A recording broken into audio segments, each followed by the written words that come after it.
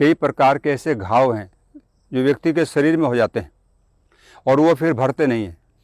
व्यक्ति थक जाता है, कई बार ऑपरेशन भी करवाता है, कई काम करता है, लेकिन फिर भी उसका वो घाव नहीं भरा, परेशान रहता है। अल्सर हो जाता है, अल्सर आंतों में हो जाता है।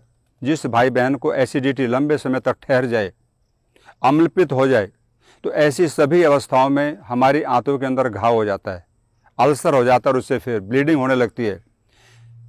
लैट्रिन मार्ग से भी ब्लीडिंग होती है, थूक में भी ब्लड आने लगता है। तो ये बड़ा ही भयावह रोग है।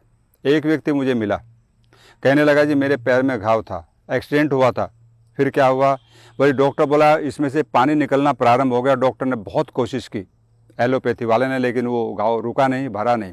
फिर कहने लगा इसका तो ऑपरेशन करना पड़ेगा। तो मैंने कहा कर दो, जब आपका इससे अलग कोई इलाज है ही नहीं। तो बोले उसने ऑपरेशन कर दिया। ऑपरेशन करने के बाद में फिर भी नहीं रुका। फिर डॉक्टर कहने लगा एक बार और करना पड़ेगा। तो मैंने कहा कर दो। जब व्यक्ति फंस जाता है तो वो फिर सोचता है चलो भाई यहीं से हमको आरोग्य मिलेगा।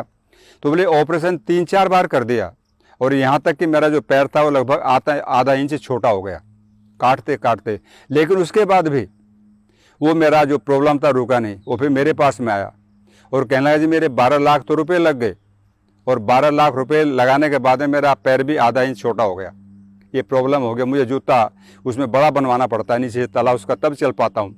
तो ऐसी सभी अवस्थाओं में यदि हमारे शरीर में कोई घाव है तो ये संजीवनी जो है बहुत ही अच्छा कार्य करती है। इसका हम तेल भी बना सकते हैं और इसको पेस्ट करके अच्छी तरह से पहले गाय का घी लगाएं उसके ऊपर हल्का हल्का, और गाय का घी लगाने के पश्चात में इसका उस पर हल्का हल्का लेप करें और 24 घंटे उस पर रखें। और यदि अंदर घाव है तो हम इसको 4-5 पत्ते धो करके चबा कर खा जाएंगे तो अंदर जहाँ भी घाव इसको टच करेगा एकदम ठीक हो जाएगी।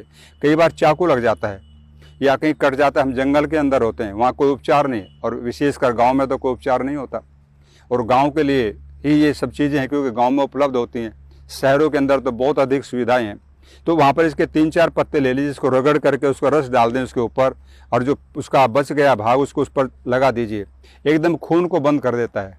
तो ये संजीवनी है। तो भारतीय संस्कृति में हमारी जो संपदाएं हैं देश के अंदर, आप सोच नहीं सकते कितनी बड़ी संपदा हमारे देश के अंदर है जिससे हम कितना लाभ उठा सकते हैं। तो छोटा सा प्लांट है, हर जगह मिलता है, छोटा सा क्षुप है, ये भारत के हर कोने में होता है। मैंने देखा, लेकर के हिमालय में उत्तर काशी से और कन्याकुमारी तक ये देखने को मिलता है। तो यहाँ पर जो हमारा आश्रम है महर्षि पतंजलि अंतर्राष्ट्रीय योग विद्यापीठ, ये आयुर्वेद पर विशेष काम करता है, और वो कार्य हमारा उन्हीं विषयों पर होता है, उन्हीं रोगों पर होता है जो बड़े जटिल हैं, क्योंकि सामान्य रोग की चिकित्सा तो हर व्यक्ति कर रहा है। हमारे पास में सैकड़ों की संख्या में पेशेंट आते हैं, पूरे भारत से, बाहर से भी आते हैं, और इन्हीं चीज़ों के द्वारा हम उनका ट्रीटमेंट करते हैं और उनसे उनको लाभ मिलता है इस कृपा से। तो मैं चाहूँगा जिन भाई बहनों को शरीर के अंदर कोई भी किसी प्रकार का घाव है, अल्सर है, ब्लड रुकता नहीं है, हड्डियाँ रिसने लगते हैं कई बार, तो इन चीज़ों का प्रयोग करें। परमात्मा ने सब हमको दिया है और महर्षि चरक सुश्रुत ने हर भारतीय के लिए खुले मन से इन चीज़ों को किताबों में लिखा है। तो हम इसका प्रयोग कर सकते हैं जिससे हमें लाभ मिलेगा, हम घाव को भर सकते हैं और अंदर से भी अगर अल्सर है तो उसको भी ठीक कर सकते हैं। तो इस पौधे का नाम है संजीवनी।